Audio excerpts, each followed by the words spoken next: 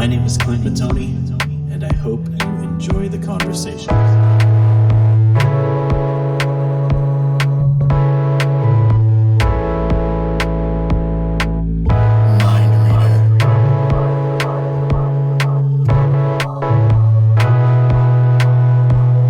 Oh, I love traveling. It's changed quite a lot since COVID, really, I think. I mean, Yeah. even though the doors are open now, I think people have got used to working with teams where they are, really. I think Yep. that changed a lot of things, right? So, the guys wanting to fly you out on a business flight from the UK, they're like, well, it's a big spend for them. So I Yeah, kind of get it. But I miss it, But that's true. That's true. Were you did you move back to England for work, or were you just ready to go home? no, I was not ready to go home. In fact, I wasn't ready to leave New York, but my wife was, who I kind of met in New York. So, and she's from Australia, Got it. and she wanted to go back to Australia, which was an interesting 3 years. Oh, so you did So it. moved to yeah, moved there for love, and then I was doing so much traveling, I just couldn't do it anymore. It's like the furthest you could be away from anywhere in the world, right? It's literally Yeah. right at the bottom. Yeah, that would be brutal. Absolutely. A day and a night of flying is like 24 hours flying, and Yeah. and after 3 years, I think I just completely wrecked my body, really. Yep. hmm Absolutely. And so you brought her to London? You've Uh-huh. convinced her? Yeah, Good. Nice job. it was hard. It wasn't No easy. doubt. Yeah, the Australians love their home for sure. Like, you So know, I know, I've been reading a lot of interviews with you, and I honestly almost kind of feel terrible asking you this, but you've music's been such a huge part of your world, yes. and it was mine too, and it really, you know, I don't know, maybe effectively introduced me to this world of hair too. You know, Yeah, yeah, uh, yeah. yeah. So especially kind of the punk scene, and I was really curious because I hadn't heard this in any of your interviews. But what was kind of your first punk show? Oh yes, fantastic! I love it. I proposed to my wife in front of a jukebox to a Misfits song, so it's part of my world. Barry's gonna love you forever. That's all I got to Yeah, say. absolutely. So was it Misfits? Was that your first show? No. No, my God, I wish. No, my first show was it was amazing actually. I was 15, and it was in a punk club in Covent Garden, the first punk club ever, really. Or and It was run by Billy Idol, and it was run by another guy who was a really was a man on the scene back then called Don Letts. I don't know if Okay. you've ever heard of him. Yeah, I have Uh, heard the name. he was like he was like instrumental. He was like reggae and dubs ambassador to the punk scene, Right. because when I was a punk and I was going to see bands, really there were only two bands with records, UK bands with Wow. records, right? When hmm people were going to clubs, right? So the music that we listened to was like obviously MC5, hmm right? Iggy, Yeah. you know, the Dead Boys, you Yeah. know, hmm that kind of thing. So there was very little vinyl, and Bowie. Everyone used to hmm listen to Bowie. combined with like a lot of reggae music. So Right. the reggae scene and the punk scene were very closely interlinked in the UK. So, I've always really Very loved, closely interlinked, you know. yeah, yeah, I've always loved that link musically. I mean, you could talk about Bad Brains, in particular. And Um, Death and bands like, you know, mhm. Wait, who did you say? Sorry. Death Yes, absolutely. and Yeah, Pure Hell and, bands like unbelievable. that. So you know, for me, it was I went to this club and I saw a band. I don't know if you've heard of them, but they were a band called Wire. Wire is probably my favorite of all They were the time. first. They were the first band I ever saw. That's And insane. So was this like the Pink Flag era or before?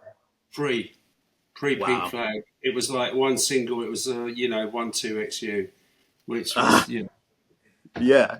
the single So wasn't even out when I saw them. Right, they didn't even right. have a record deal, and they played with another. Well, they played with the original Adam and the Ants, Yes. who used to be an incredible punk band, Right. and another band called Menace, who were quite amazing as well. So And it was a triple bill. It changed my life actually. I mean, that is an unbelievable start. But we never knew this, right? We never knew that this was like history in the making. Yes, for No sure. one really knew that, right? At that point in time, it was just the way things were, right? In London, you know. Mhm. My introduction to Wire was through Minor Threat, who covered 1-2-XU. Yeah. And I didn't know anything about it. And I was just starting to figure out that, like, punk music could be intelligent too. And actually, Mm. my first Wire album that I purchased was Chairs Missing. Oh, right. And So you got the second album, right? yeah, it was just blew my mind. I mean, still to this day, it's cinematic. It's everything. It's got all the elements. And then Yeah, that's amazing. yeah. Like I Am the Fly is probably the weirdest reggae record you've ever heard, right? Yes, It's, for it's, sure. that's what I'm trying to say. There was and then we had bands like the Slits.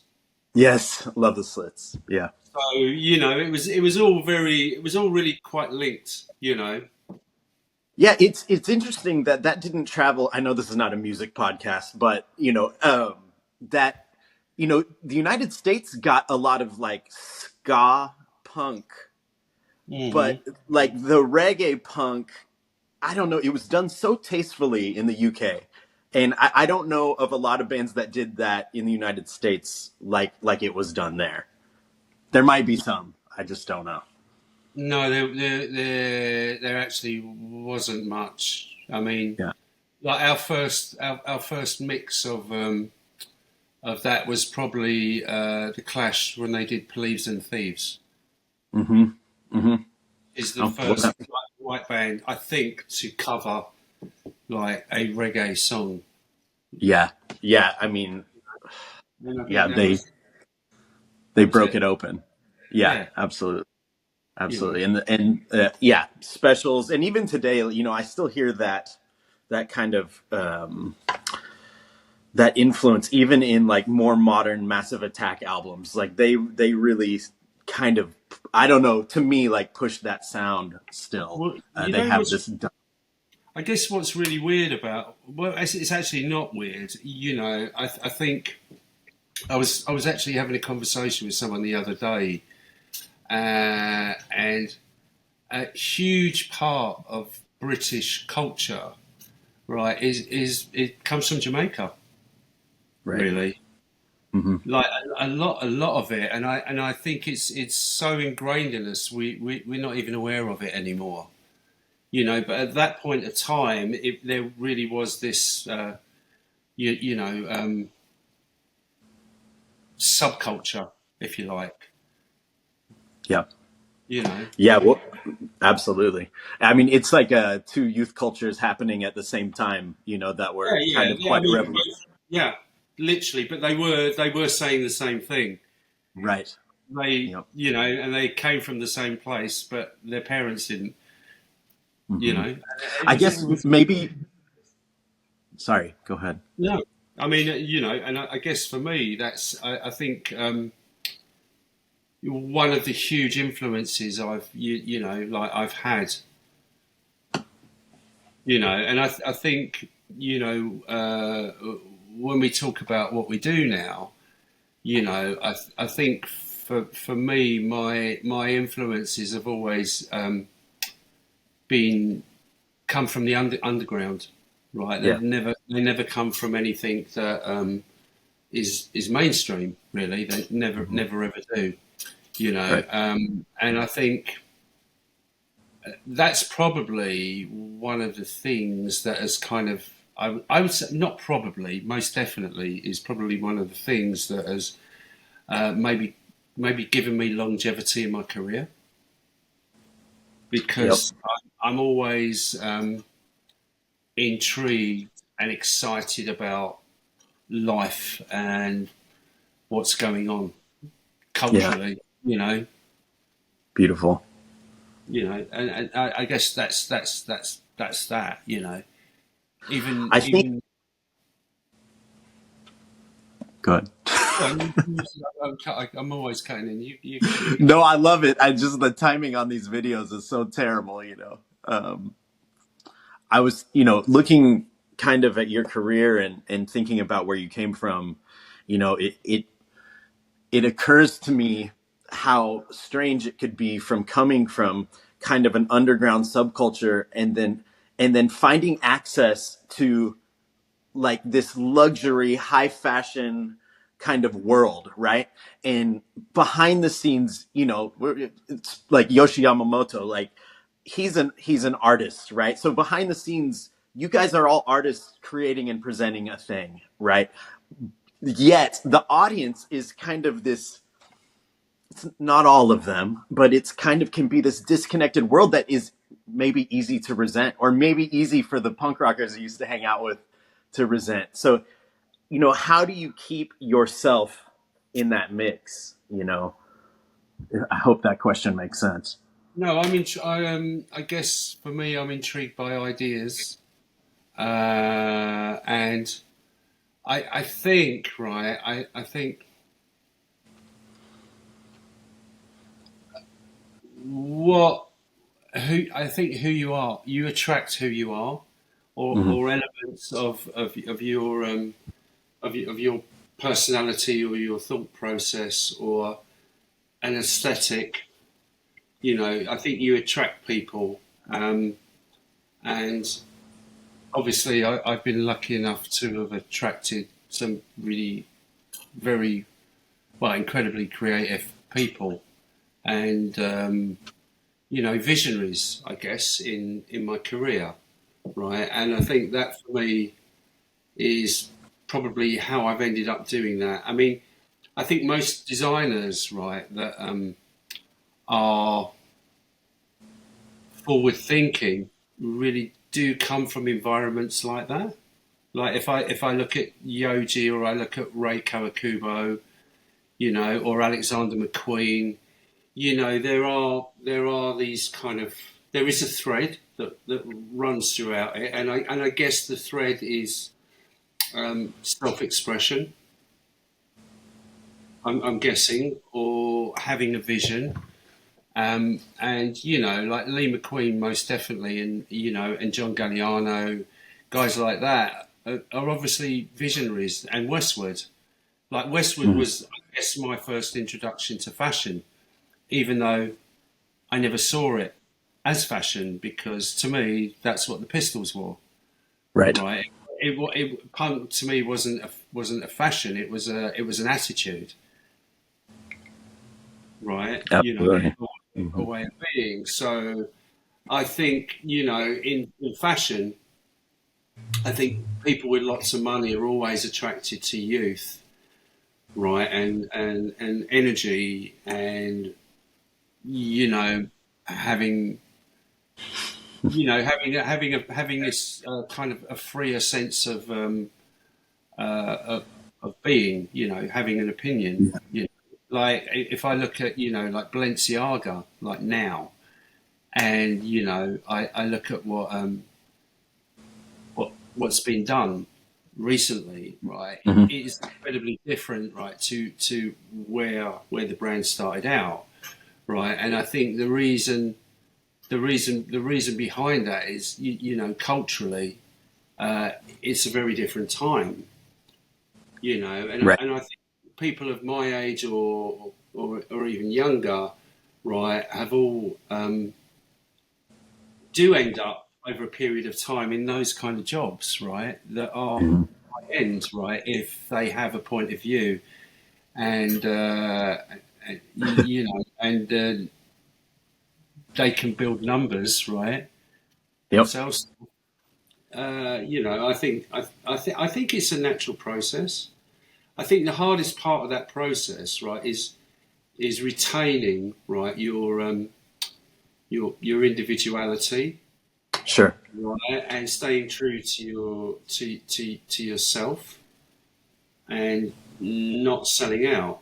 Really, I think that's the hardest thing because you acquire luxuries, right? Like now, right? I was talking to someone the other day about it, and they were talking about punk, and it's Hmm. really weird. Like in some ways, you can talk about punk to someone, and they see punk as like a leather-studded jacket and a mohawk, right? Right. And then you can talk to someone who's kind of lived it, like like Nick Knight or Skinheads. Like I work with Nick quite a lot, Hmm. and to me and to him, punk wasn't about having spiky hair. Right. Right? It was most definitely an energy and an attitude, and it had to happen because the rules needed to be broken and changed. Hmm. Like you have to destroy things to create new things, right? And it it it was a zeitgeist, right, of like youth, right, Hmm. at that time, and it was really important. It would have happened anyway, Yeah. right? Right. But Malcolm McLaren saw an avenue, right, and Hmm. went there, Yep. so that's just part of it. Things evolve, people grow. Um, we're lucky enough, right, if we can hold on to what we treasured as younger people, right, and Sure. and bringing forward, right, into our present lives, and not feel Yeah. like we've compromised. And I consider myself to be very lucky in that sense. Totally. I, Yeah. privileged, actually, I think is the word. Um, so and I think that's the time. And now, right, we're in a very different time, right, which is social media, Yep. It's a right? weird And time. it's a strange time because you kind of feel that it's opened the doors to communication, yet no one's communicating in a more personal way. Sure. Sure. Right? People are not as sociable as they were. Um, our lives are very uh, are open to everyone. Hmm. So in terms of privacy, right, I think we have very little privacy and very little freedom, even though we feel we do have freedom and we Right. can express our voices. I think that's made people become incredibly aware of themselves, right, and aware of the implications of their words, Yeah. right. And I think we live in a very fear-based culture at the moment, right, because everyone is really concerned about how people feel about them or what the Right. outside the image of themselves in the outside world, how the outside world sees them. So Right. lots So of self-editing yeah, going it's a on. lot of Yeah. editing, right? It's Yeah. also a lot of compromising, and it doesn't allow any room for mistakes or failures. Like everyone wants to get it right straight away, and I don't really know whether that's possible. Right, Yeah. like I think it's very important to make mistakes, especially when you're learning. Right, I mean we're constantly we are students anyway, right? But to do it not to to make mistakes in the public eye is like not particularly great, right? Sure. Well, they're almost unforgivable now. Yeah, and I think that when you create a dialogue like that, you create a lot of maybe subservient people that are Yeah. afraid. Maybe even by intention. Who knows? It almost Well, seems by design. well, we could do conspiracy theories for days, right? Literally, Absolutely. you know. Absolutely. But, So, I mean, I just think that's the thing. I think there's a sense of freedom that's been lost, yes, I completely agree. and I kind of notice it with a lot of my assistants. Like they're so together. They're like so on the money. They know Hmm. exactly where they want to go, and they want to get there really quickly, right? Right. And I think the longer game is the game that will prove to be more successful. But I don't think a lot of people are actually aware of that. So for your assistants, what is the opposite of that for you? Because obviously, if someone gets to assist Eugene Souleiman, like that's a big deal. So they would want to be as on it as possible. But what would you prefer regarding their attitude or their execution? I work on the premise, right, that everyone should be an individual Hmm. and everyone should bring them to the table, regardless, right, of whether it makes sense to them or not. I always like this kind of team of misfits or individuals coming together, right, Yes. and people contributing in their own Yeah. special way because everyone's really special in their own way, right? I much prefer that, and I like to give people freedom, Hmm. right, and responsibility, and I Nice. think that's that's just generally how I work because I really think if someone steps out of their boundaries just a little, right, they grow, Yeah. right, and Yeah. they become more confident, more aware, and they have a stronger, a bigger sense of self worth, which I really like. Like I think it's a huge mistake to say I'm looking for a specific type of individual, right, to be part of my team. Right. Because the minute you do that, you create uh, competitiveness, but not in a Hmm. good way. Right. Right. Yeah. You've got the same person, you've got 30 people that want to do the same thing. So it's like a Hmm. little background, right? And Yeah. I don't see it that way. I would much rather make people stronger, um, but stronger with their natural attributes. Like I Right. don't care if someone's really bad at something, then they don't need to do that. Right. I would Yeah. much rather they were better, right, at what they're great at. Yeah. You Yeah. know, and I think that that creates a strong kind of like equilibrium Hmm. It for certainly me. creates great music. That's for sure. So Absolutely, right? yeah.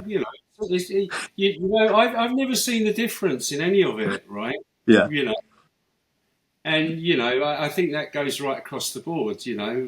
Music, life, art, Yeah. whatever. I just think it's just a mentality that people live by, right? Yeah. Yeah. You know, I don't see the So difference. I don't know if I do either. No. Um, what? Because you mentioned selling out. I'm so curious what that looks like to you. What is Eugene's version of selling out? Because it would My be different for everybody, right? selling out to me would be, well, it's a number of things actually. Selling out for me would be to maybe half-ass do things. Would maybe also be not staying true to myself. I think Mm-hmm. authenticity plays a big part in it for me, Yeah. and also like what you deem as successful, Mm-hmm. right? I don't think success has to come um, with increasing your finances. I think Sure. success is whatever you choose to do, you enjoy doing. Like Mm-hmm. if you live your dream, whatever your dream is, right, you're successful. Yeah. Period. Right. I see it in a very, very, very basic way. And I think that's it really. That's what I would call successful. Like I've got two daughters, Yeah. and for me, the I don't really push education on them or anything, right? Obviously, Mm-hmm. they they're doing really well in that area, but it's not something I push on them or I say, you what do you want to do when you're like when you're in your 20s? What kind of job do you want to do? Mm-hmm. Right? How old are they? Rosie is 17 and Okay. Noon is 13. Okay. But for me, I just want my kids to live a fulfilling life that gives them Yeah. pleasure and they're respectful of other people. Really, Sure. and that's it. Yeah. Rosie's incredibly driven, Yeah. and she's going to go to art school, but and Noon is like this little kind of unicorn fairy, little you know, this completely different energy, right, Yeah. to Rosie, and but they are who they are, right, and I think like if you instill right a good sense of moral, they have moral fibre, right, and they're kind people. Mm-hmm. I think they should just be left to do what they feel is right for them. Yeah. Well said. Well said. You You know, know, talking to someone like you is inspiring. To say the least. Just because you kind of feel when you see somebody at your success level with your type of outlook, it does feel doable that you can be yourself and push through to create what you want to create, whether that's a world or your art, whatever it is. yeah, I think it's probably harder to be that way, but Yeah. I think there's no point in being successful if you're not successful on your own terms, right? Sure. Yeah, absolutely. Was there anyone in your past that validated that same thought process for you?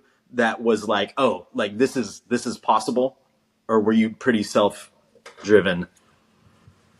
I was pretty self-driven, and I've got to say, like where I started at Trevor Sorbie, I mean, I was probably Trevor's worst nightmare, In what right? in what sense? How As an so? employee, right? I Okay. was just. I mean, I mean, to this day, I really don't know how he put up with me, but he loved me and I loved him, and he loved the fact that I was against the grain. Right. He actually really loved that. But it was challenging for him. Hmm. And I was completely unaware of how challenging it was for him until I had children, right?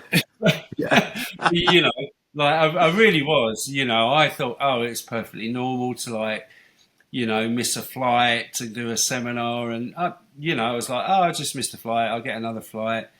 Sure. Oh yeah, it's like $300 car drive to some little Italian town, from the airport. Hmm. It was like, yeah, that's fine. We could. you know, and he was like getting bolder by the minute, like losing his hair.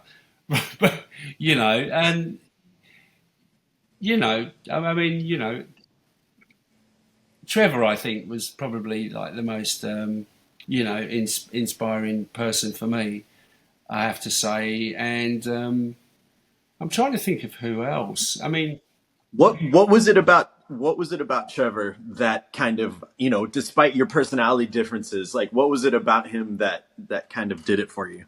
we were very similar. We were both complete messes. Okay. We were, really. Yeah. And we really got on creatively. You know, he would be like, "What do you think of this, Eugene?" And I'd be like, "I think this," and he was like, "Why do you think that?" And I said, "Because of this." Hmm. It's like, yeah, yeah, that's a great idea. So I think I was helpful in kind of springboarding ideas for him, or having an ear and an opinion that he didn't quite understand, but he respected it sometimes. You know, Yeah, absolutely. Were you, because you had apprenticed somewhere just before Trevor, right? So like, had you really? Did you feel like you had your, like, how do I put this? Did you feel confident in your eye by the time you got to Trevor? Because you were still relatively new in the industry. no, dude, I was not even aware of an eye. Right, Okay. I absolutely no clue. Right, like none, none at Yeah. all. I was completely in my own little head, right, my own world, right.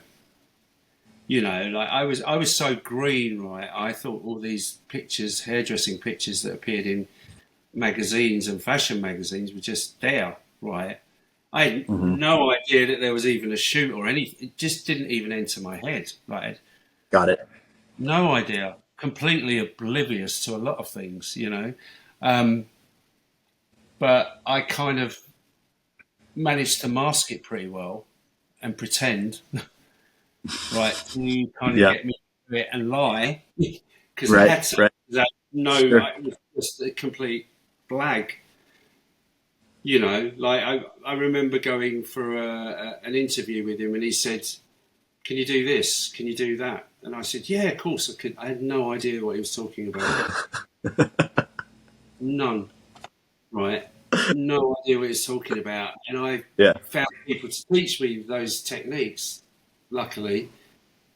And you know, like the first time I had an interview with him, he thought I was quite amusing, right? And he Yeah. thought I was very cheeky. But I actually wasn't being cheeky. I just didn't have a clue, right? Yeah. I thought that I did, but I had no clue, right? So, you know, I kind of in England we call it blags. If you blag a situation, means you kind of get in by the skin of your teeth, and you've been really lucky. So I kind of became his assistant that way, really. You Wow. know, and within a year Yeah. I was on the floor, kind of cutting hair, doing seminar work. You know, it was Yeah. great, but great experience. Awesome. How long did that relationship last? I mean, the professional relationship. About 14 years. I was there Oh, for wow. quite a Yeah. while. Um, Yeah. and, you know, like I really didn't have any plans to become a session hairdresser. But during that time, you know, we used to cut models who used to come into the salon because it was a really, you know, huge, very trendy salon at the time. And there was a Sure. model agency across the road. And I started going out with this girl who was a model. And, you know, I got introduced to people. And every other weekend, I would, you know, not go to work and do a magazine shoot, right? For like the Face magazine or Yeah. ID or something like that, you know, like a younger alternative magazine. And without realizing it, I built a portfolio up, and then I started working with a really great photographer called Craig McDean. Hmm. Um, and we started going to Paris, you know, doing these campaigns. Wow. And before you knew it, you were in Milan and you're in the Principe de Savoia hotel, right, doing Prada, right, and you're in this place we've never been to, like, these chandeliers in the ceiling and a Yeah. pianist and a cocktail bar, and it was a very different world, right? And then all of a sudden I realised, right, that I was actually doing something. It just dawned on me very quickly. Yeah. I woke up very fast. And Sorry, say that again. You did what very fast? I woke up very Oh, fast. you okay. I realised what was happening, right? You Yeah. know, Yeah. Now, did that Craig McDean thing happen prior to you kind of linking with well, let's say, like, this is so hard because you've got such a journey, I know that you linked up with Pat, and that was pretty I linked up with great. Pat. I linked up with Craig first, Okay. and then I did a job with Pat, and I loved Pat. I thought she was fantastic, and I introduced her to Craig, Okay. and Okay. we started working as a team. The You three know, of you, huh? yeah. Yeah. Just so I get an idea, about how old are you guys at the time? I was about 26, I think, Okay. Awesome. 24, 26, something like that.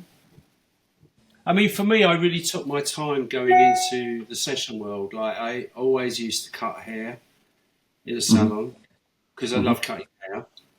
Yep. Um, and I never really saw it as a career. I always saw it as fun. Right, I just saw it as this extra thing that was really interesting. Right, Yeah. I never saw it as like, like I want my name to be in Vogue. Really was never interested in that. Because to me, that was just a world that was so far removed, like as you were talking earlier, Mm-hmm. from where I've come from and who I am, right, or who I thought I was. But I soon woke up to it, and I realised, right, that maybe my mindset was a little too small, right, Yeah. and I Right. built up this picture, right, of how things were and who people were, and maybe was judging people, right, for the issues they had in life, right, and I think that for me was a real eye opener, because I realised that there are actually some very cool people, right, out there, regardless of where they're from or what Sure. their parents did for a living. So it really kind of opened my mind up, in a great way, actually. Yeah. Because I think in England, we kind of we have a thing where it's nothing like America, for instance, right? Like America, I think for me has been the most instrumental country in my life, really, in terms of my career, right, and actually being appreciated and being financially reciprocated, right? Oh, okay. Yeah. Right. Seriously, that does not exist if you come from, like a council estate, which is what you would call the ghetto, right? Mm-hmm. It doesn't exist, right? And we are such an old country that there are a lot of traditions and a lot of mindsets that I don't like, which is why I personally love America. Because I think no, it's an amazing country, and I think a lot of people are very quite hard on it, right? And Sure. I don't agree with that, actually. I think America for me has been one of those places where people are very open, and they're interested, right, in ideas, right, and they can see the relevance in those ideas, and they know how to market those ideas, and we don't. We're useless. We're like a little island, you know. Right.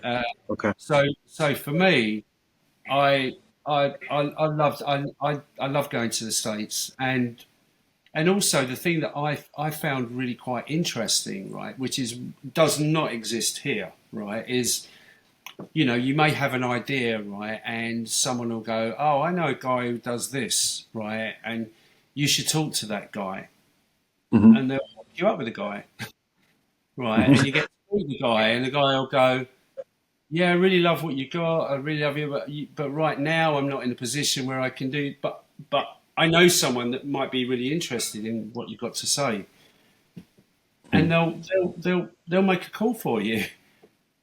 Like Okay. that Yeah. really does not happen here. Like it really doesn't.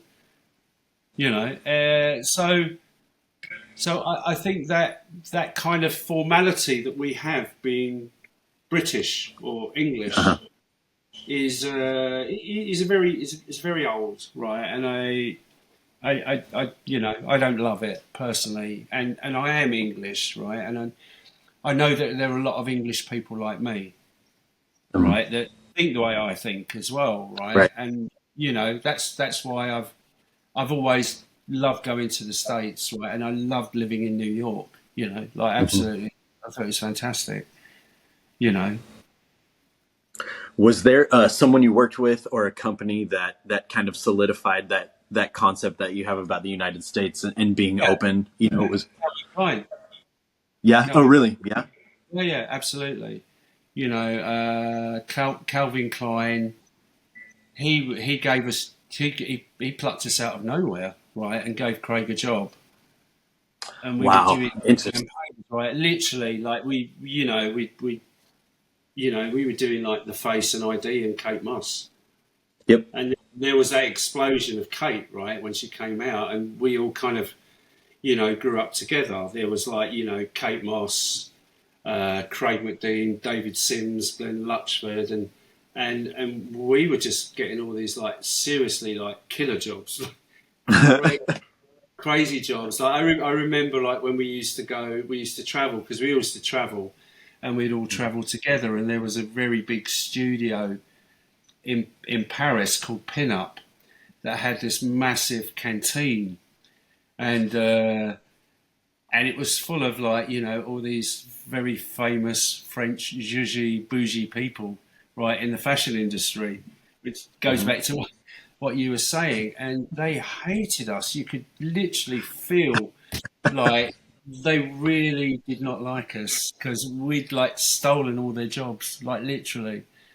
Right. Like Yeah, I literally, bet. you could just feel it. And I said to Pat one day, I said, I can't eat there, man. It's like the food's just not going down. Like it's not going. I can't eat there. You know, you know what I mean. It was a crazy time, and that was like the 2000 era. Like around 2000s, Yep. very Right. late 90s, 2000s. And I and going to the States is a completely different thing altogether. I was Yeah. like, oh my God, like they know what they're doing here. It's organized. Oh my God. There's Wow. food. That's really interesting. That's yeah. Like literally, like we were used to like, going to a cafe, getting a cheese sandwich and a can of Sprite. That Yeah. was literally what, our food was, or it was a Mhm. pizza takeaway, right?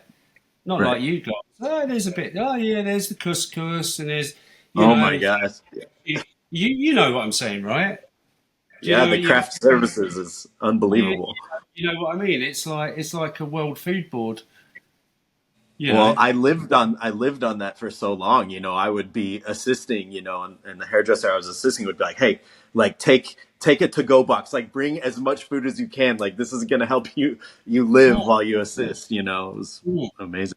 But I didn't realize that was like a predominantly American Oh, mentality. yeah, absolutely.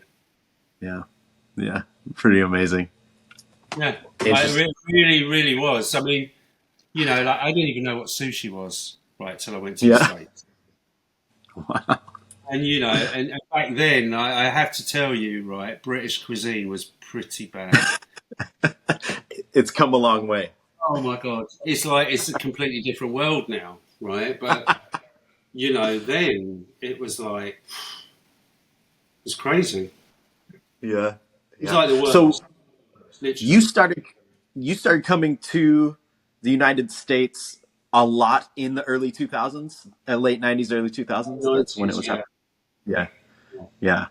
It was an interesting time for culture and music, especially in New York, the late 90s, early 2000s, and the music that was happening. And I wonder what the scene was like for fashion, for hair, obviously specifically, and what you guys were doing. Did that feel like a kinetic time? Well, for me, right, at that time, I loved coming to New York, right? And like I can remember going to Joe's Pub in New York. I don't know if you ever went there. It I was don't like know really, either, actually.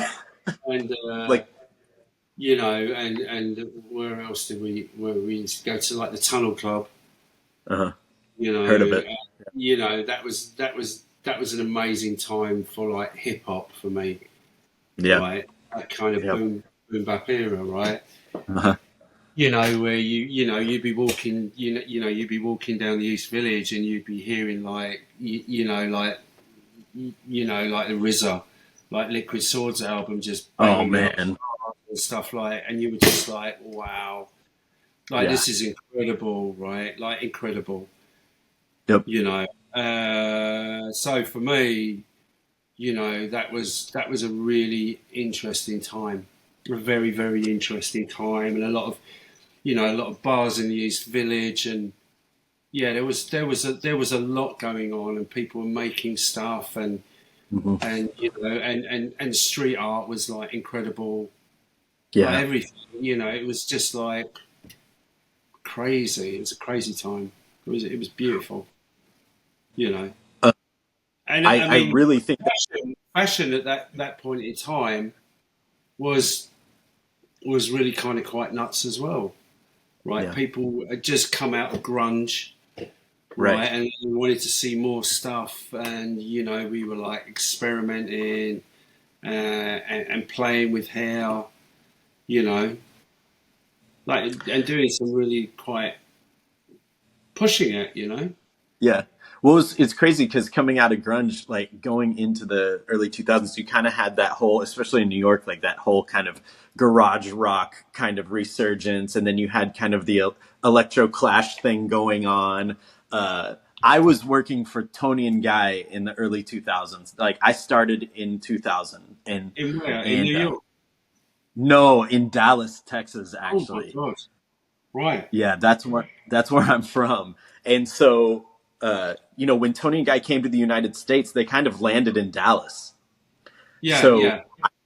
yeah, so I kind of grew up seeing them around, and they were kind of the motivational aspect of getting me into hair because they were doing really cool stuff. It was the hair that I wanted to do. You know, Right, uh, at that time. So, and they were doing a lot of that stuff. They were doing a lot of the mullets and all that stuff at the time. right. Yeah. All that really attractive stuff, right? Wait, say that again? That really attractive stuff. Yes. Yeah. Exactly. Exactly. I know it was a rude Bad awakening when I taste realized done I with, had. bad taste done with good taste, right? Yep. Yep. Yeah. Absolutely. It worked out. It worked out for a little while, for sure. For sure. I When, mean, so when did you? go on, What's that? go Oh on. no, no. I want to hear what you're gonna say. I was just gonna say. I think that was a really good time of experimenting, and I think that was probably um, just predates, right? You know, Apple taking the world over, really.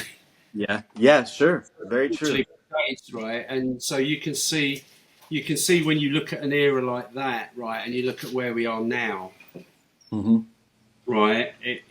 hmm People were not afraid to be doing things that were maybe a little bit more primal, right, Yeah. and off than they are now. Yep. right? You know, it seemed that way to me now, looking back on it. Yeah. You know, there was more freedom there, and the minds, I think, were open. Hmm. You know, and I also think, right, I think um, things were a little more limited then, which I think made you more resourceful creatively. Yeah. Yeah. Like, you know, Absolutely. like you had to find a way, right? It wasn't like, oh, I can buy this, you know. Yeah.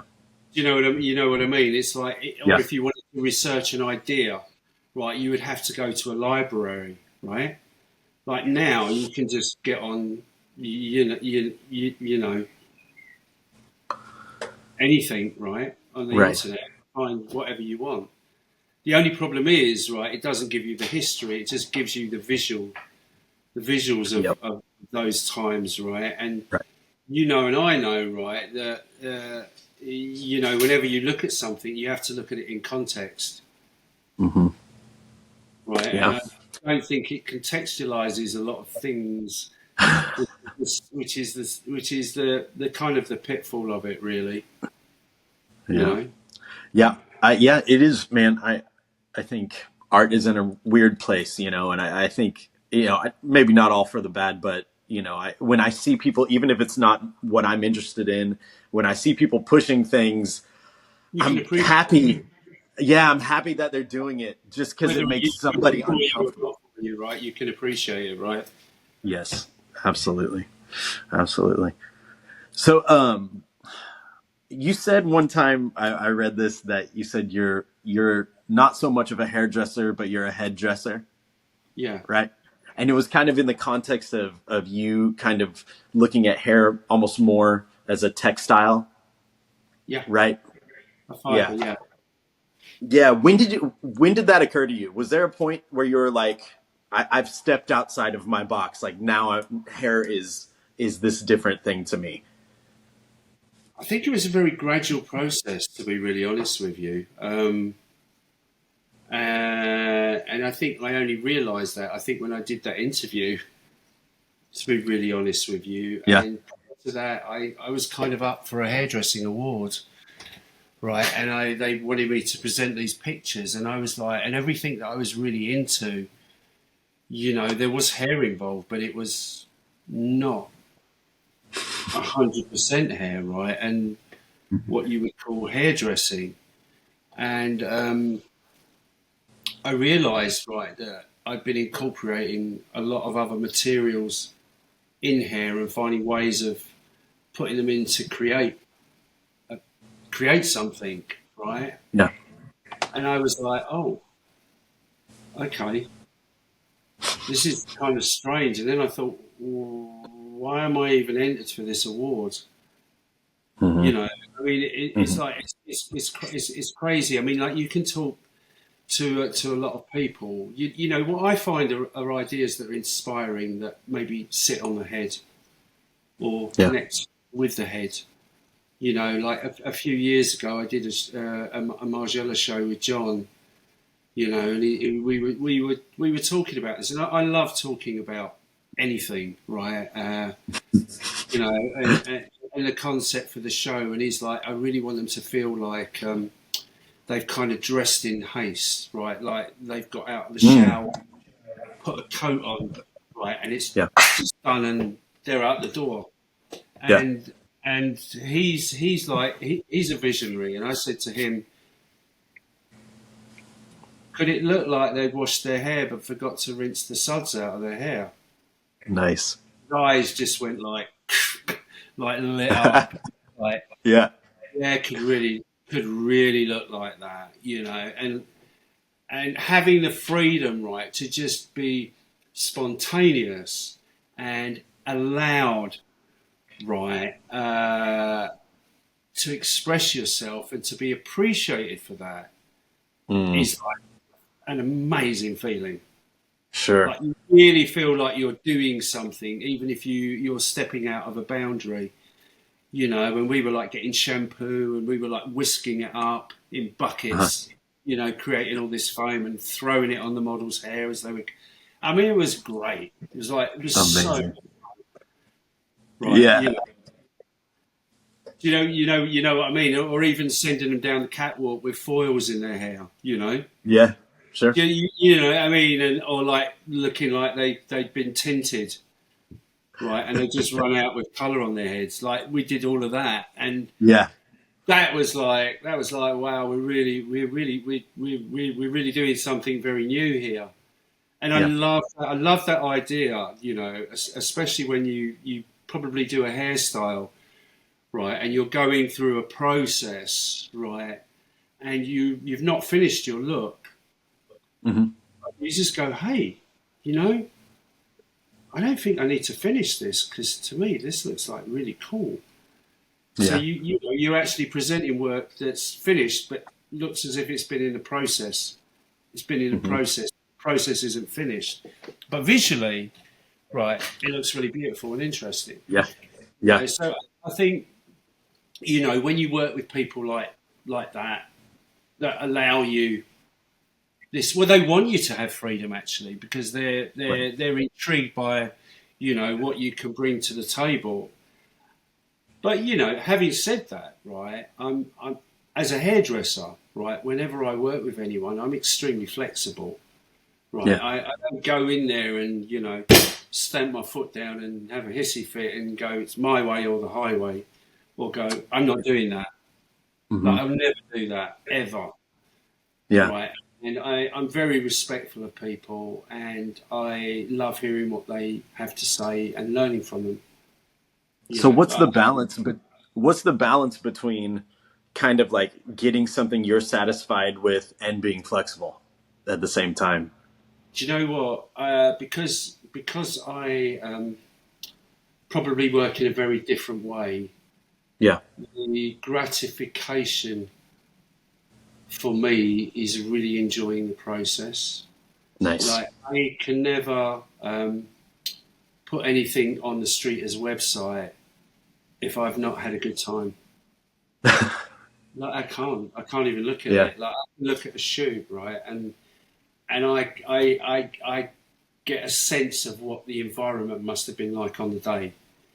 yeah, sure. You really do. When I think you're that closely connected with something and so involved, invested, like intellectually, emotionally, and I do put a lot of work in, right, and I am extremely critical of what I do, Yeah. even though people would probably not know that I hmm am, but I am. hmm You know, Yeah. I never want to leave a job feeling like I've half-assed it ever. Yeah. In whatever sense of the imagination that means, right? Do you find that the majority of the time, or maybe all the time, that when you leave a job, you are completely satisfied? Is that something you make sure of? Because It's I don't know if I'm ever satisfied. no, well, I'm in agreement with you there, right? I don't think Yeah. you ever will be satisfied because if you were satisfied, you probably wouldn't be doing what you're doing, Right. right? You would be Yeah. bored, right? So I think what you do, right, is this is just what I do, right? Mhm. It may be different. It's different for everyone, I'm sure, right? Yeah. But for me, I look at the environment. I look at the storyboard. I look at the chemistry on the shoot of the people, Yeah. and the quality of photographer, right? And I just weigh up the pros and cons, right? And just say, could I have done Is better? this Could I have done before better you? in a given situation? Right. No, probably not. Right? Am I happy with what I've done? Yeah, I'm a good 93% there. Yeah. Right? But not really. hmm Like, I think all the things I've ever done that I've been most happy with have come from mistakes. Yeah. I really Yeah. do. Is there one that comes to mind that you could share? Yeah, there's quite a lot of mistakes that I've kind of I've made, but because Trevor gave me such a good training, I've always managed to find a creative solution that was even better. Yeah. Right. And now I don't even look at mistakes as mistakes, right? I look at them as divine guidance, right? Beautiful. Really, like without wanting to be too, to sound like a hippie, right? No, But I I mean, it's, believe things happen for a reason, and I think sometimes you're not aware of them. And I think sometimes if you process those things, you can end up going down a really wrong path. mm, And I think once you've made a mistake, you have to let intuition kick in, right? And I think that is always the thing that has been my saving grace. mhm.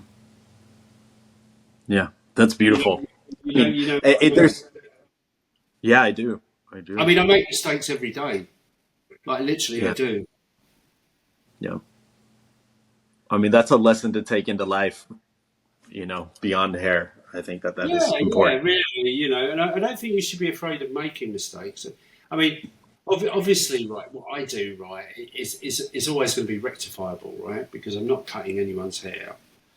I'm not really colouring it. If I'm going to colour it, I'll colour a wig Yeah. or get a colourist in to do it, right, an idea. But like everything I do really does come from a place of love and empathy.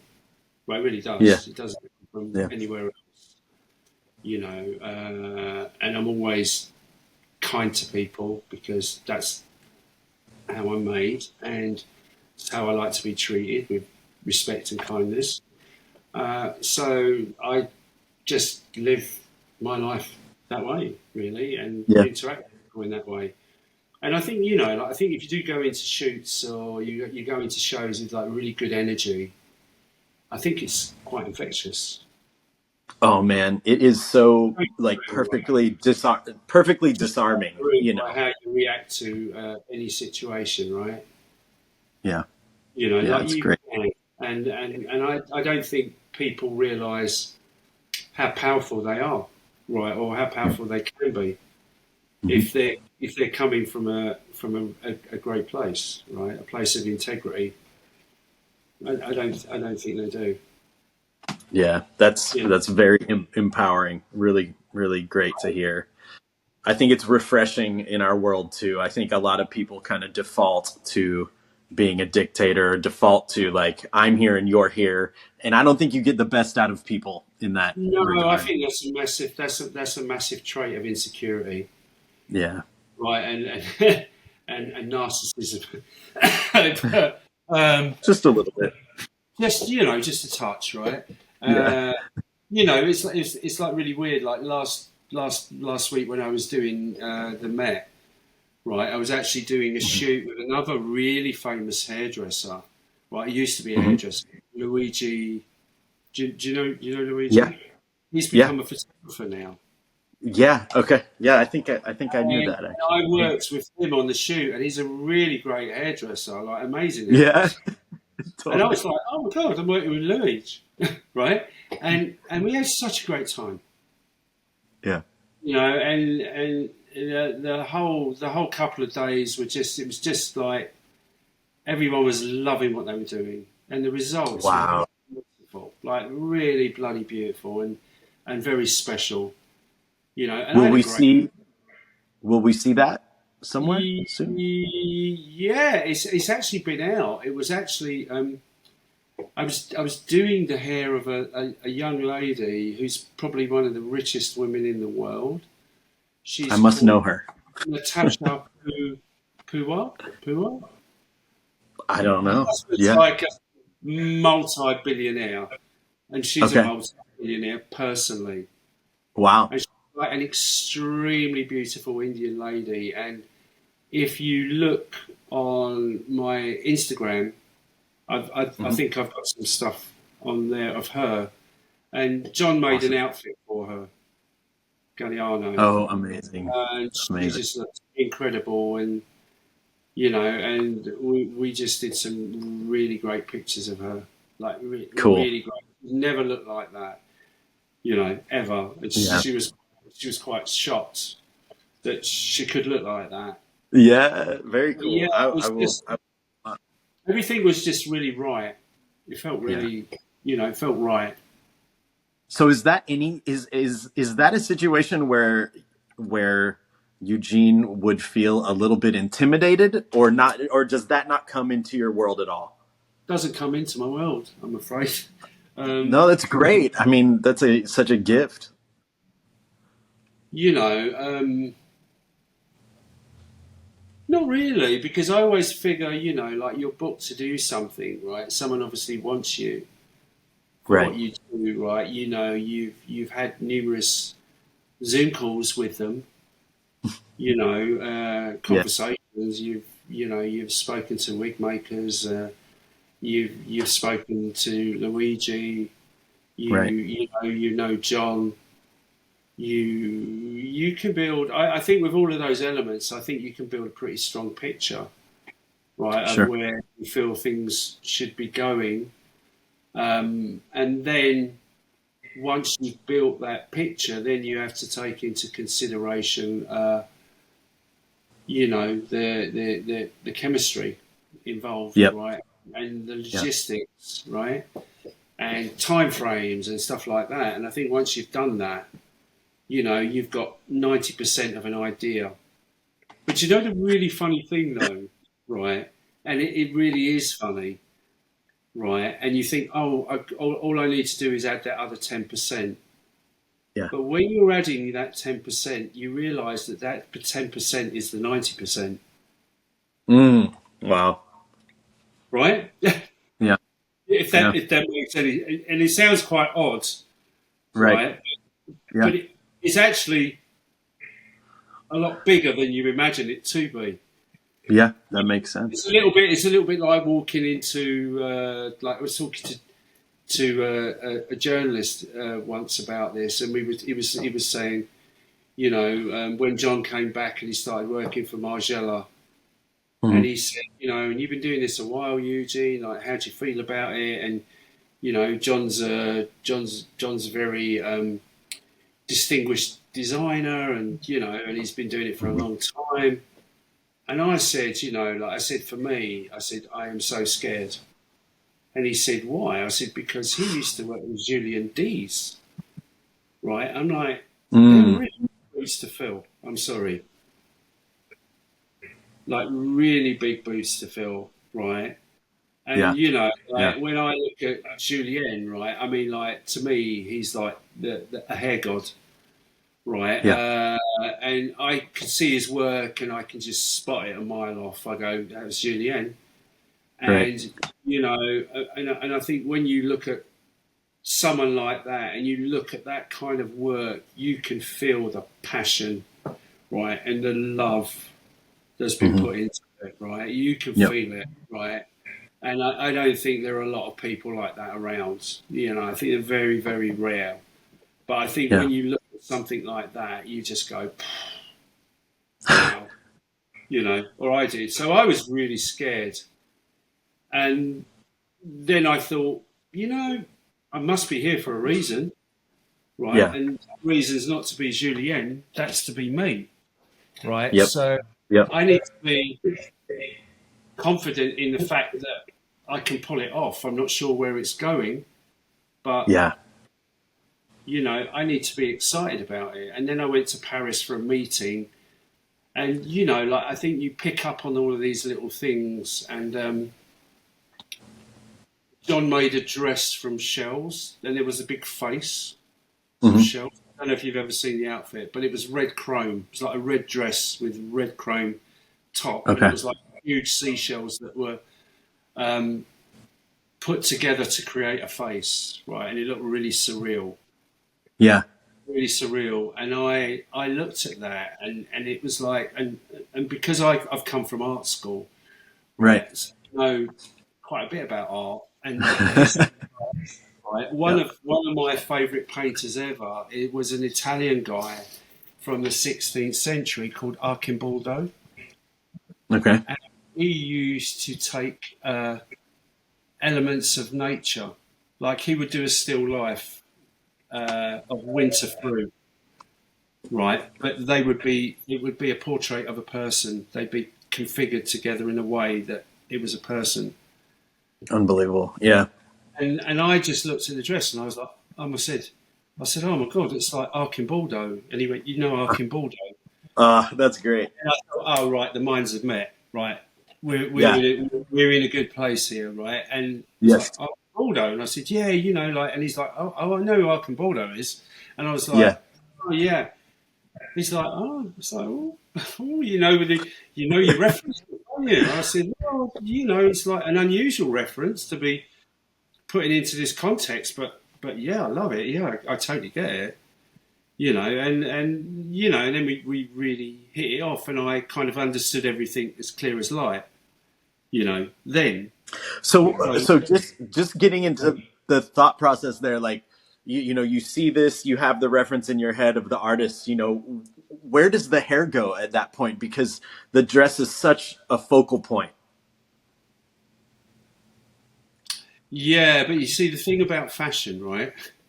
I think, especially with incredible design clothes, I think it's really important to understand, right, that there is a person wearing them, right, Mm-hmm. and to me, right, nothing looks worse than a dress that's wearing a person, right. The Right. person has to be as big as the dress. The Mm-hmm. person has to wear the clothes, not the clothes wear them. Yeah. So that's where you kind of like you dig deep into create a character, a person that would wear that kind of thing, right? Which is where your imagination kicks in, right? And you look at things like shine, texture, proportion. Mm-hmm. Uh, does the dress feel like it's come from another world? Does it feel like there's there's a historical reference? Is a reference technological? And you just find a way, right? And Yeah. there is no foolproof system, right? Yep. It's just like you just feel it and imagine it. It's a little bit like when someone says to you, "Oh, like, I really want you to be creative. Like, I want to see something I've never seen before." And you go, "Yeah, great, cool." And they go, "Well, what are your references?" And you go, "Well, but it hasn't been done before, right?"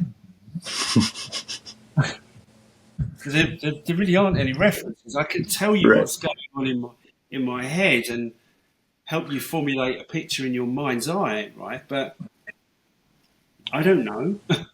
I do know Yeah. what I want to do, right? And that's the beginning of an idea.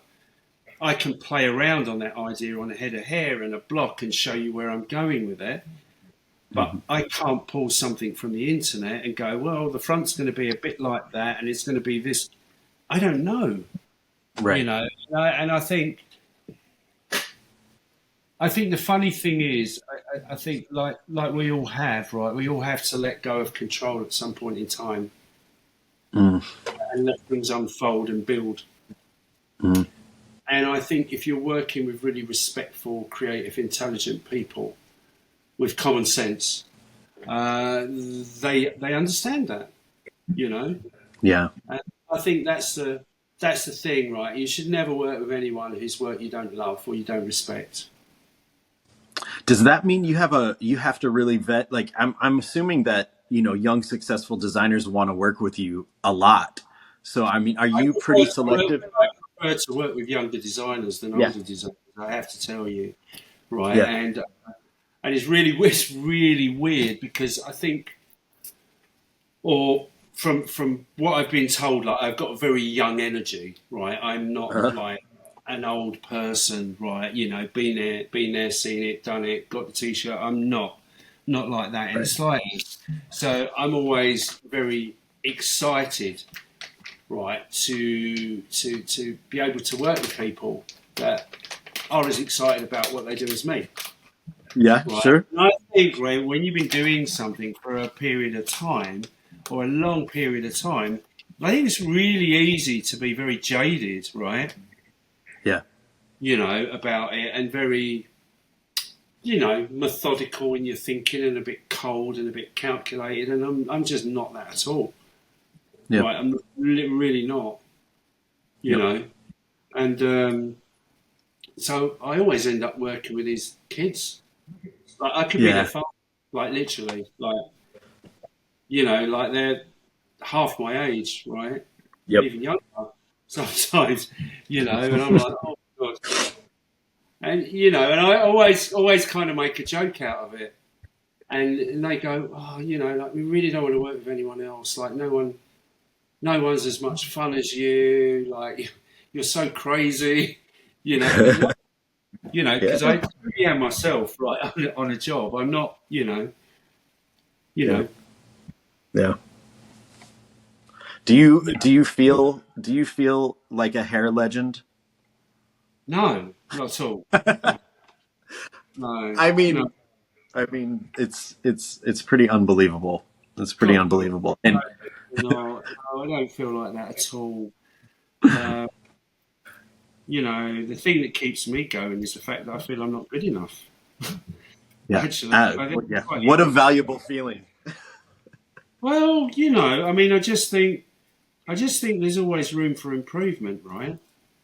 Sure. Um, and I'm not really someone that sort of just wants to go through the motions, Yeah. right? Yeah. It's not really what I'm about. Yep. Um, I mean, you can be about that if that's if that's your shtick, right? If that's your deal for sure. Be what you want to be, right? Hmm.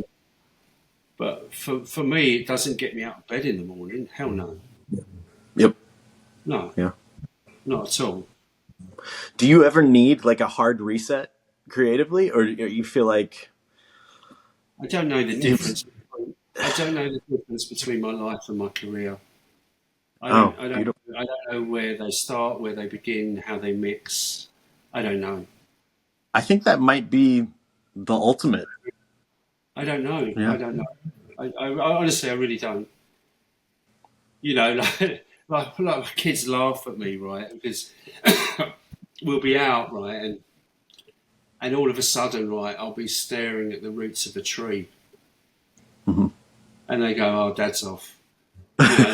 Literally, I mean, I'm like one of those people that could look at a white wall, right, and enjoy looking at a white wall. I could look at a white wall Yeah. for hours and have absolutely no problem with that, and really Yeah. enjoy it. You know, Right. I don't know if that's a guy thing or It could be. I don't know, like fishing, but but I could. I'm very happy with being that way. Like I don't have a Yeah. problem with it, and I really don't know whether where the line is drawn. You know, like like what does a job mean? Is a job something you do because you want to make money to have a certain lifestyle? Yeah, it can be. Is Right. a job, what is it? Like I don't know. I've never had a job, right? I don't feel like I've ever had a job, Wow. right? So for me, I guess I'm coming from like a very different place, right? I mean, like I think I fall into a very small percentage of people, right, that get tremendous satisfaction out of what they're doing.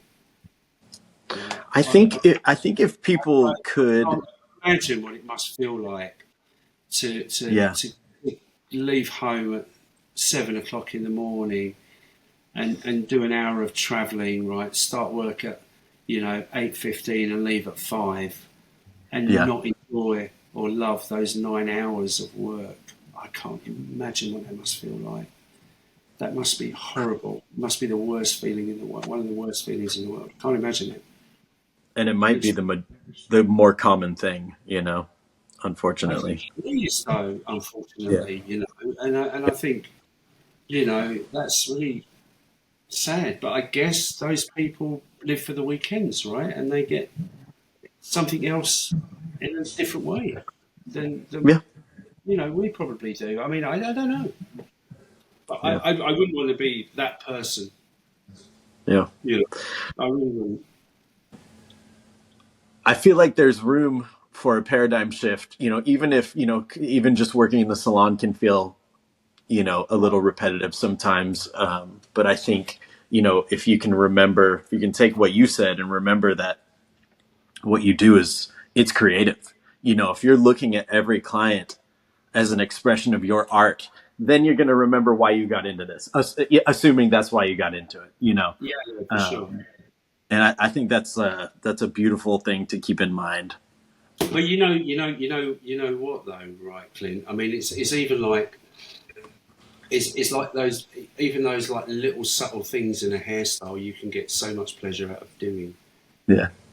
Right? Like there's those little touches, and you just go, ah, hit the nail on the head there, right? You know what I mean? Sure. There are those little things that probably are invisible to a lot of people, even the person you're doing it to. Yeah. But I think you can always find something in something that gives you pleasure. Hmm. You know, you or I've always been able to do that. You Yeah. know, It's a beautiful. Did you come from a family of artists? hell no. No, No, not even my, remotely. my dad used to work in a Turkish restaurant as a manager, Okay. Uh-huh. and my mum was an accountant, Okay. Yeah. assistant an They accountant, was a secretary of an accountant. Yeah, so they no, saved it all for you. yeah, like very humble beginnings, very very Yeah. humble beginnings. You know, Was Turkish culture a big part of your life growing up? big part of my life that I ran away from. Okay. Yeah. Uh, and the older I get, the more I realise I think like a European, but I definitely have a very very warm blooded temperament. Yeah. You know, for Yeah. sure. Like I do feel things quite deeply, and I'm very passionate. Yeah. And I hate cold weather. Hate cold weather. Okay. Yeah. I don't know, but yeah, I've always considered myself as culturally as an English person, but a person that's you know has a mixed gene pool. Yeah. It's great. That's great. Man, I could talk to you for hours. I think we should talk about the Wig Academy a little bit. Oh my god, yeah, shit, yeah. I think that's should be Shall I paint? said. So, Shall I paint the story for you? man, I would love that. I would love to hear about it because Right, it's still like relatively elusive, a little bit elusive still. right, okay. So, um, I met Pablo uh, about 10 years ago. I do believe about 10 years ago, and I was doing a show in London Fashion Week for a designer called Giles. Oh my god, I forgot. I want to say Giles Peterson, but he's a DJ. My god. Anyway, I was doing a show in London for Uh-huh. Giles, right? And Pablo was part of a team because Tony and Guy was sponsoring the show, Okay. and Pablo was a Tony and Guy hairdresser. And I looked at him, and he looks a little bit like, I don't know if you've seen what he looks like, right? He looks a little I've bit seen like pictures. Yeah. Salvador Dali, right? But like a caveman, right? Lived in Miami in the 80s, right? and, and I was like, well, that guy's kind of interesting looking. Uh-huh. And I just ended up talking with him, and he was like, oh, like if you really need another hand or you need anything else. And I thought, yeah, I really like this guy. He's cool. Mhm. So I kind of rung him up like a few months later when it was the next show season, and I was like, would you like to assist me? I'd had a first assistant previously, Mhm. and Pablo was working with us for a couple of years on the shows, and my first assistant went his own way, and I thought, who on earth am I going to get as an assistant? And I was like, oh, Pablo. I was like, oh, but he's doing his own thing. He's probably not going to be interested. So, and I thought, oh, I'll just call him up. Mm. And I just called him up and I said, would you like to be my first assistant? And he said, yeah, I'd love to. That'd be amazing. Literally, when do I start? Nice. And we just hit it off really well. He was like a really funny guy.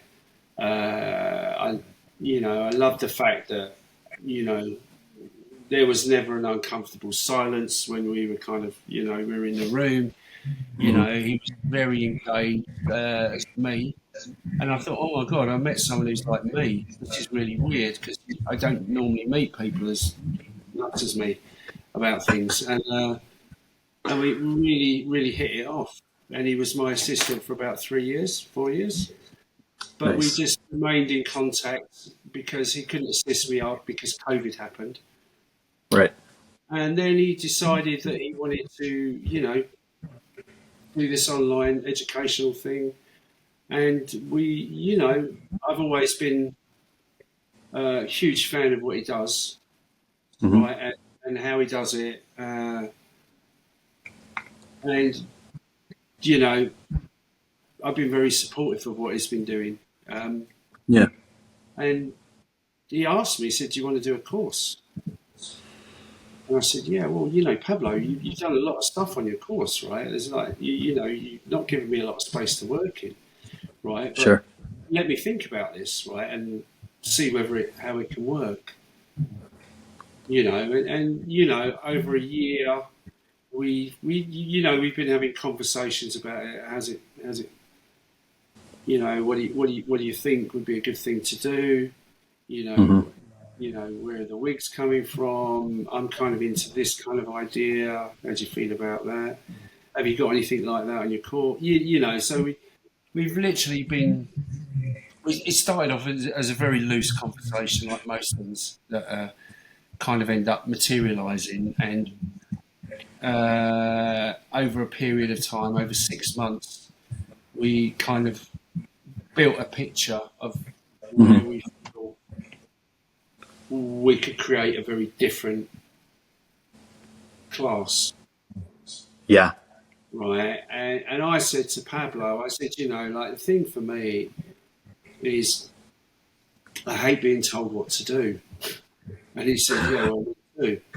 And I said, so, I really think we need to be thinking about how we change the dialogue, right, of student and teacher.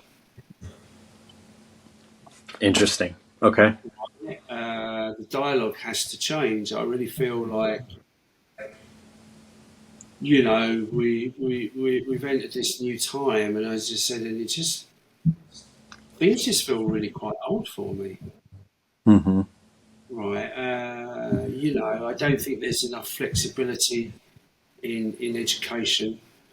I don't think people talk about feeling or visual judgment.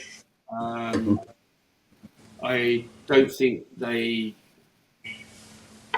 talk about things in a fashion sense, in a beauty sense, enough. I think our industry is very geared towards technique and just cold technique, and I don't like that. I find it really boring. It doesn't interest me, So I think we need to really be thinking about how we can change things from an educational perspective, how we can add to something, make it bigger, more encompassing, more inspiring, and I think the problem I've always had with hairdressing, right, is it's always been very, very proportionate and mathematical. Yep. And I've always been taught hard technique, right, because I worked with Trevor and he was as Sassoons, right, so I've learned the Sassoon way, right, and I never ever found that interesting. Yeah. You know, I always thought whenever I saw a seminar or something like that, people were just making techniques up just for the sake of it. And Sure. really, did they look good? Did the women look beautiful? Did they look interesting? Probably not. Right. So, Yep. or to my mind, right, you know, Yeah. I Sure. thought, I thought, well, you know, what would the benefits of doing this be? Hmm. Right. And then it kind of really dawned on me, right, that my my career has come full circle. Literally, I started off in the trade and I veered off, right? Yeah. And I came back again with another skill set. And I thought, Hmm. oh, that other skill set's the thing that needs to have some light shine on it, Yeah. Sure. you know? Um, and, and, and that was it, you know? And I said, you know, like we need to be thinking about making these videos like, you know, like in a gaming sense. Hmm. It needs to be like we're interactive, right? You know, or you're watching Formula One. Yeah. You're not watching someone with a hand tattoo and a big old pair of scissors clunking Right. away with the wrist. Yeah.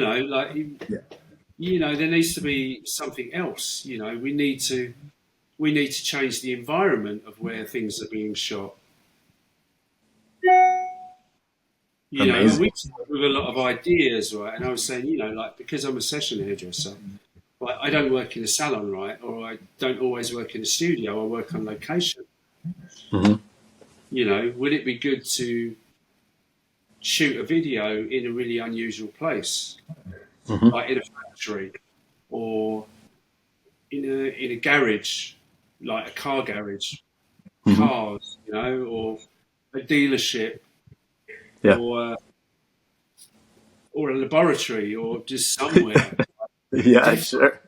that wasn't Somewhere like interesting. like like generic and homogenized, right, and Yeah. sterile, right? Yep. Wouldn't it be good to do that?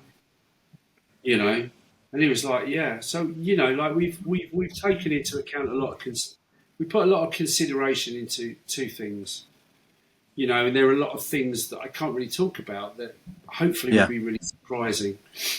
But the one Oh thing man. that we decided that we really wanted to do was we really wanted to talk about creating a certain look, right, and then coming back to that look and looking at it and seeing how we can evolve that look. Awesome. So not only are you getting, like there's one look that I'm doing, right, but it evolves into four looks, Okay. right? It's not Amazing. just one hairstyle, Right. right? It's a technique that builds and other techniques are added to it Hmm. to create some quite different stuff, and I think for me that's it. I love the Yeah. idea of being able to do something and it growing into Hmm. something completely different. I love the idea of demystifying, kind of this realm, for new hairdressers that are interested in wig work. It's just not something that is easily accessed, and I do think that this can kind of tee off a whole realm of education, and I'm excited to see it. Yeah, really excited. Yeah, I mean, it's like like every 2 or 3 days we spend a good hour on the phone. Yeah. Because I always find that like sometimes we have all these conversations, right, and they're really positive and everything else, and then I'm like, why did I not say that? I forgot about that, and I need to talk about that because if I talk about that, that Mm. could, and I think that's it. It's become the dialogue about the course has become more intense and more exciting Yeah. as time time's moving on, right? Yeah. Like we're even perming wigs and stuff. Like we're doing stuff to wigs that's interesting. We're not doing a blowout and a set, Sure. right? And we are doing stuff that's not been seen. Hopefully, I think I think, yeah, I think so too. So Is this going to be a continuation? Like it's going to continue into more and more curriculum, or no? it could do, yeah. Yeah, yeah, Yeah, I mean, like I was saying, you have to start, right? And that's just what we're doing at the moment. We're just starting, and because it's taken a year so far, right, to get to this point, we're ironing out a lot of things, right, and we're learning a lot as we're going along, right, yeah, which is great. Like for me, that's really exciting. It's not it's not like systematic. yep, Well, it is, but it has. I think it has a lot more depth to it, right? And yeah. and I think there's a whole philosophy behind hairdressing that's not technical. Oh man, absolutely. Do you know what I mean? I've done one of these things before, and I wanted it to be very different, and I wanted to do it in front of a live audience. Hmm. But I wanted the live audience to be my teachers, Oh wow. right? Yeah, Because I wanted to make it really difficult for me. Right? Like man, good for you. I really wanted to be put into a corner to see whether, you know, whether it could work, and it was a 2 hour seminar, but it went on for 6 hours. Oh my And, it, God. Yeah. and no one wanted to go, right? And That's there were members of the audience that were coming up that were doing bits, and I'd be like, Angelo Seminara was there, right? Mhm. And I'd be like, Angelo, come up, right? And I would talk to people in the audience and ask them questions. What do you feel Yeah, about it? And we would have conversations. Right? So it was really a event, soiree, yeah. demonstration, workshop. It was like everything all together. Was it Like recorded? yeah, Yeah. Is it accessible? Because that seems like a dream. Like that seems like yeah. the We best probably thing. don't want to mention it, but it was like Hair Club Live. I think it was. Okay, I'll try to find it. Right, and it was great. Yeah, yeah. And the That's funny thing was, Pablo was my assistant at that time, uh right? And we kind of spoke a lot about it, so we've already gone through a process, right, of learning. yeah, Right? I learned so much from that, right? And I learned stuff that I didn't think I wasn't even aware of. yeah, And I think that's the thing. Really, the very basic thing I learned, right, was that if I'm not excited about it, how on earth am I expecting people to be? How on earth am I ever going to expect anyone to be excited about it? yeah. Sure. So realistically, like you have to please yourself, right? And I'm hoping, right, with every part of my body crossed, right, that it's going to be something that's very different. Yeah, yeah. Well, You man, really I'm got a lot of excited to see it. traction, like a lot of traction. I was like, oh my god, right? Like into the hundreds of thousands of views, right? I mean, it's not Yeah, even, and I don't know what that means, right? Really, but any kind of interest is a good thing, right? well, people are excited. I've had multiple of my mentors throughout my career calling me to be like, "Hey, what do you know about the Wig Academy? Like, what's going on? How do we sign up? Like all this stuff." So people are excited across the board. So, including myself. Yeah, I mean, I think it will also offer an alternative way of looking at wigs I think and that's styling, great. and I think it will be very good for you know hairdressers, especially hairdressers that might be doing shows and stuff like that and presentations and stuff. Yeah. I think it could be really quite interesting for them. But also, I think there's room. I think there's room for wigs to come back to the everyday world too, and I think Absolutely. that's a really cool concept. Um, so I'm excited to see. Yeah, I'm excited to see the fire that it starts, and I'm stoked that you and Pablo are doing this. I'm excited to see it. I mean, like we're literally working every day on it, Yeah. but yeah, but it's great. I mean, you know, it's like, oh yeah, I left you that message on WhatsApp, and I'm like, yeah, I'm on WhatsApp, Pablo, but I've got so many messages, I'm trying to find Right. it.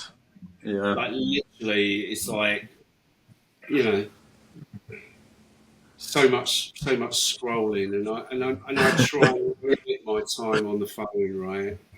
As you should. As you should. When we started Lost Hairdressers, it was at that. I mean, it was before Instagram became Instagram. Well, it was before Instagram. Period. But really, what I wanted to do was kind of expose, the people behind the scenes of fashion, and now that's not so much. That's not so rare anymore, right? But at the Yeah, beginning, that wasn't seen, and that was the focus. But it's cool to see, as wrong as social media has gotten a lot of things, the things that it's gotten right, where it has mm, exposed a world where it's more accessible. So somebody from Dallas, Texas can see a way to get to Eugene or whatever, I just yeah, think or get it's out of their really cool. present situation, right? Or look at their Yeah. situation in a different light, right? Yep. And Yep. it's a little bit like like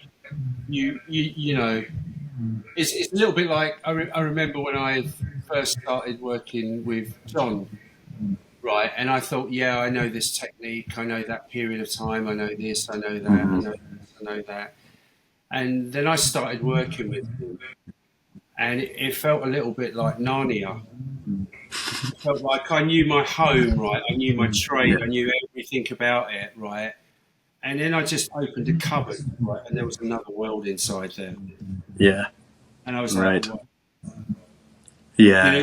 you know what I mean? It was like, oh, and then everything just kind of got bigger and surrounded me. I was like, wow, okay, like I can do this, right? I can do that. Wouldn't this be amazing? And Hmm. so if there's any way, right, I can bring that to someone or make them feel Yes. like that. I mean, ultimately, right, that's my intention, right? To be able to do that, to share that excitement, to be able to open that door, right, Yeah. and like let people step through into Yes. a world they never knew that they could exist in, right, or Yeah. create, right. So that for me is it's where all the excitement comes, right, Yes. Yeah. right. So you know that's just what our intentions are anyway. To, Yeah. Yeah. It's you know, beautiful, man. It is a beautiful just thing. offer an alternative, right? It doesn't. I'm not saying, or to propose something, right? I'm not saying I'm going to get it right. I'm not saying I'm going to get it wrong. I'm not going to say anything. I'm just going to try and do something that I don't know, that I haven't seen, and Right. that's it. And hopefully that those balls will get it through, right? Hopefully, Yeah. Yeah. I don't know, right? But it's worth trying. Worth trying to do something. I think. Well, we are here as Lost Hairdressers to help. We're definitely excited and behind you guys. It's Thank really cool. Yeah. Well, Yeah. It's that's really, what it's all about, you know. yeah. And I don't know what Pablo shared with you. Probably, Honestly, this is the only thing that I have from this, Eugene, is I got a message from the Wig Academy. I didn't know who I was talking to. Oh wow. And and so that's really the only communication I've had. It was that, and then I heard from you directly. So I was trying to figure out if you were actually part of it or you were just doing a thing for them, or No, so this like is all. I always do things in a very personal, a personable way, Yeah. right? And I always have like these kind of like long lasting friendships with people and connections with people. And this was never anything that was premeditated, right? Mm-hmm. It is a conversation, right, that has evolved over a period of time, Right. right? And grown into where we are now. You know, if it could grow any further, yeah, I'd love to nurture that with Pablo. Mm-hmm. You know, and maybe we could create a signature line of wigs Yeah, or absolutely. Yeah. a new way of adding to hair. You know, who knows? Yep. Right? You know, we don't know yet at the moment. We're both experimenting and playing around with ideas at the moment, right? And once we're done with, you know, playing around with those ideas and actually putting them out there, right? And looking at the feedback that comes back from that, I'm sure we're going to find that really quite inspiring, right? And hopefully that will lead us on to another project. Mm-hmm. Yep. You know? Well, for the audience, that's priceless, man. I think that we're always, kind of looking for that thing to help us get outside of our routine, outside of our box, and to Yeah, push. yeah. You know, it's like looking at it as if it's, you know, like I always go, you're probably never ever going to do this, right? But there will be a little idea in there that you can apply to something, right, and find your own way of using it. But Sure. you know, just because it's like not an everyday thing doesn't mean that it's not valid. We all need a hair holiday, right? We all need to go away, right, and you know, Yes. experience something and see something different in a different environment. We do, you know. We all need Narnia. Yeah, it inspires you, right, and it cleanses your palate, right? You Mm-hmm. know, Yeah. you know, any knowledge is a good thing, and you know, it's just, you know, you need to know what to do with it. Who knows? Like this could be like this could start off, you know, like a seminar. We could Sure. probably travel and do very sort of specialist workshops, Mm-hmm. stuff like that. You know, we could create competitions. You know, this could be like a really interesting way of building a new network of people, of creating a new team, an agency. I mean, who knows, right? I mean, Yeah. this could grow into something really quite amazing, right? It doesn't necessarily have to be just this, right? It can Sure. in a lot of ways, right? And we're not really going to know how it's going to grow until we do it and we get some feedback. Yep. And I'm sure we'll find the feedback really inspiring. You know, and even you know, like any kind of any kind of feedback, positive or negative, right? It's all good. You Yeah. know, Yeah. For it sure. all goes into the pot. You know, so I'm very engaged, right, Yeah. in what I'm doing. You know, and I'm really up Well, I for it. think there's plenty of room for that. I mean, there's plenty of room for all of what you just said. And I'm looking forward to what I you mean, guys put out. you know, Clint, do you go to seminars still and stuff like that? Do you see a lot of workshops? Um, Honestly, no, I don't. I mean, I'm 24 years into my career. I used to work a lot of workshops and do that stuff, and Mm. and uh, and I think that for me running Lost Hairdressers as well as actually having a job as a hairdresser behind the chair and stuff, it's been difficult for me to kind of, make the time. And also there's not always things that I'm drawn to go learn like that. I'm willing to invest in because it's going to be something perhaps I haven't seen or from someone that I haven't got to learn Sure. from. So, you know, uh, in this instance with you guys, I mean, it is absolutely something that I think myself and many people I know would invest in because, you know, I've never seen or been to a class, you know, on wigs. You know, I've learned things on set, but it would be invaluable, you know, to have.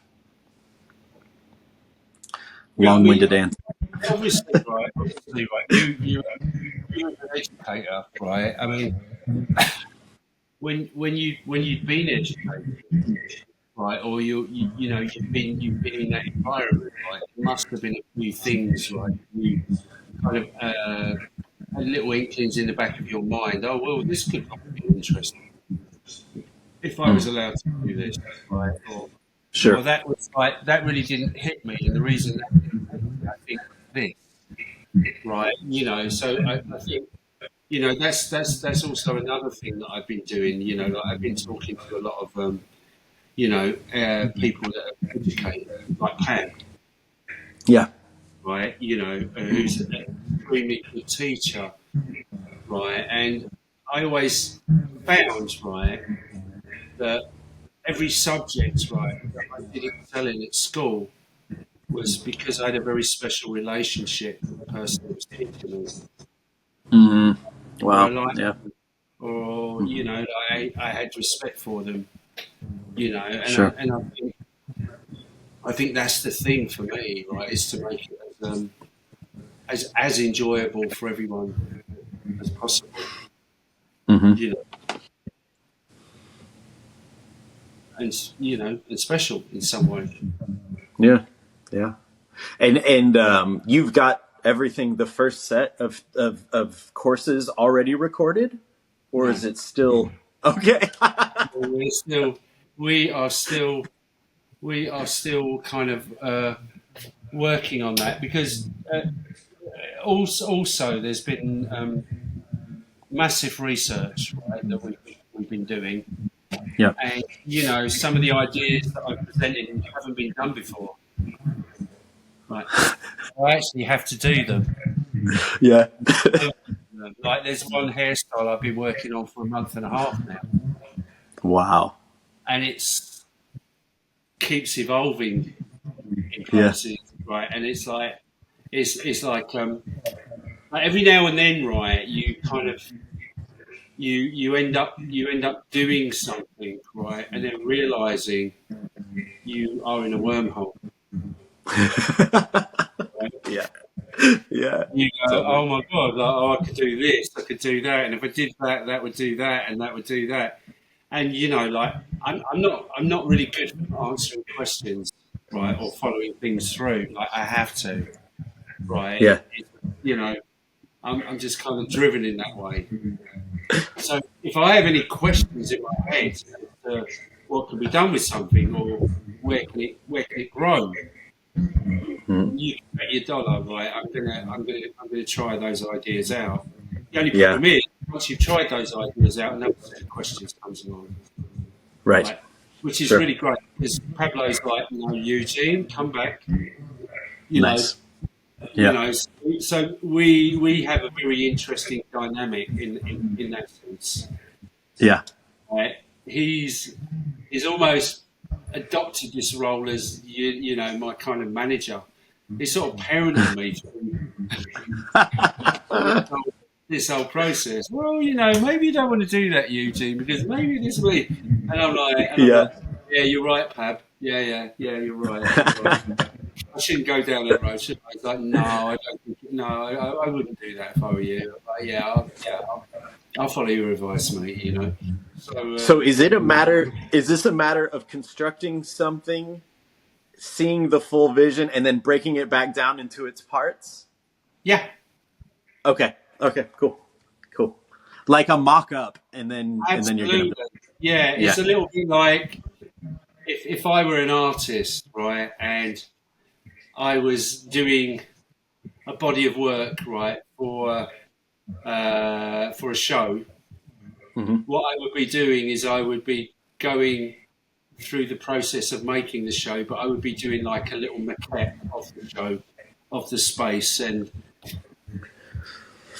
where all these things are going. I mean, we're doing some really good things. Like we you know, like we've got people that are collaborating with us. There's a photographer, stroke artist who's a sculptor as well, and he's making new blockheads. Oh, cool. That's So, great. you know, like what we're really trying to do is we're really trying to kind of change a mindset and an aesthetic. Yeah. And we're trying to kind of amalgamate many worlds Man, it's together. exciting. Yeah. Yeah, it's exciting. And the guy's he's a really great sculptor as well. He's like really Cool. great. Okay. So, you know, I'm like, can I take one of those heads? And he's like, yeah, yeah, sure, you can take one of those heads. You know, and That's it's even like, you know, like we talk about, you know, like making a table, right? And I was like, I like the idea of like a concrete table, but I like the idea of maybe something falling off so you can see the steel infrastructure in the table, and maybe the table could be connected to the wall, but it looks like it's been pulled out of the wall. And, you know, so really what we're doing, right, is we're building up an environment out of our feelings. yeah. You're building Narnia so that we can come take a look. Yeah, it'll be maybe a bit more dystopian than Narnia, but yeah. Okay, okay. Yeah, you know, but you know, it's like it's kind of like if I could do hair, where would I like to do hair? I would like to create my own world, right? And that's hopefully what we're trying to do, you know, and you know, a lot of the research we've done's come from, you know, Bauhaus, you Yeah. know, Lavoisier, like, Hmm. you know, like it's kind of come from everywhere. It's like this eclectic world of lifestyle, industry, science, architecture. I You have to know, say this sounds like so much more than what is apparent on the website. The website's it's pretty like straightforward, and I'm like, man, what you guys seem to be doing, I mean, it's very exciting. Like hearing about it versus yeah, looking at the website is a wildly different world. yeah. You So, know, it's kind of like we don't want to kind of like peak too early, right? And you know, yeah, like sure. eventually we want to build stuff up, right? And we still want there to be surprises there, Do right? you think people should go ahead and sign up? I mean, it looks like you can Oh already yeah. purchase the course, right? Hmm. I mean, I would, but you know, but that's just me. But Yeah. you know, I just think anyone that wants to see something done differently, come from a you know a different perspective, Sure. would want to see it, right? I guess. Yep. You know, like I had quite a deep conversation with my daughter about not this subject, but it does relate to the subject, and it's really incredible when you actually you're having a conversation with someone, how that conversation can inform you creatively in another area, Yeah. right? And I had the conversation last night, and I literally couldn't sleep. I was like, oh, you know, it was like 3:30 in the morning. And I was like, oh my God, the brain was just going like, you know, Yeah. literally like spinning. And she's, you know, she's enrolling in an art college, right? And she went to see a BA final show in this art college, and she was telling me about it, and she was like, "I'm really worried, you know, like it's like Dad is so good, like there was Yeah. this piece there, and then this was about this and that and that and that and that." and she went with 2 of her friends that want to go as well. Mm-hmm. Right, and I said, "What's their artwork like?" And she said, "It's like this. It's like the female one thing the girl's into is female form." Right, Mm-hmm. and I'm like, "Yeah, okay, all right." The other one's about the light and reflection, and I'm like, "Yeah, okay." And I said to her, I said, "So what do you feel your work's about?" And she said, "Well, self-discovery." And I was like, Uh-huh. "Good, Yeah. great." Right, and we started talking about concepts of self-discovery and about art being a form of therapy and Mm-hmm. communication, and where do you look for inspiration? And I said to her, I said, in one sense, you've got to kind of stop looking at art, Yeah. Yeah. right, and Sure. and and go somewhere else. And she looked at me, and I said, like maybe you should be reading more. Mm. Maybe you should be reading about philosophy. You should be reading about politics. You should be buying really crap magazines. Uh, like Chat or Red. I don't know if you have the equivalent there, but they're like celebrities and like Yeah. everything like Right. rubbish, Right. popular crap culture. You should Uh-huh. be reading about all of those things and looking at that and formulating an opinion and learning about yourself, and then do something with it creatively. Then maybe look at some art, or look Yep. at an album cover, or do a drawing, or look at an object, and find your voice. Yeah. The thing that colleges are really going to want to see, right, is you being totally engaged in what you're doing, right, and living for Sure. it. Yep. That's what they need to feel. Not like you presenting them with a folder of of, of, of drawings or of your work. That's totally what they Yes. don't want. That's like really not very interesting. And she's done some incredible art, right? I mean, she did some sculpture from ladies' tights, created these intestines, and she took her baby teeth and she cast them. She created mouths that are actually kind of Wow. consuming, these intestines. I mean, it's quite craft rich Yeah. stuff, right? And I said, I think that's amazing what you're doing, because what you're doing is about consumption, Mm-hmm. right? Someone consuming themselves, and I said that's really where you need to start. And for me, art or any form of communication, visual communication, really is about conversation, Yeah. right? So you need to create a conversation, right? And you need to be looking at areas that probably don't necessarily connect with one another, but find a connection with them and create, metaphors. Yeah. Absolutely. Man, Like, that's exciting. Yeah. yeah, it's exciting, you know. Yeah, it is. I bet it's super inspiring to see her find her way. Well, I actually love watching her work, Yeah.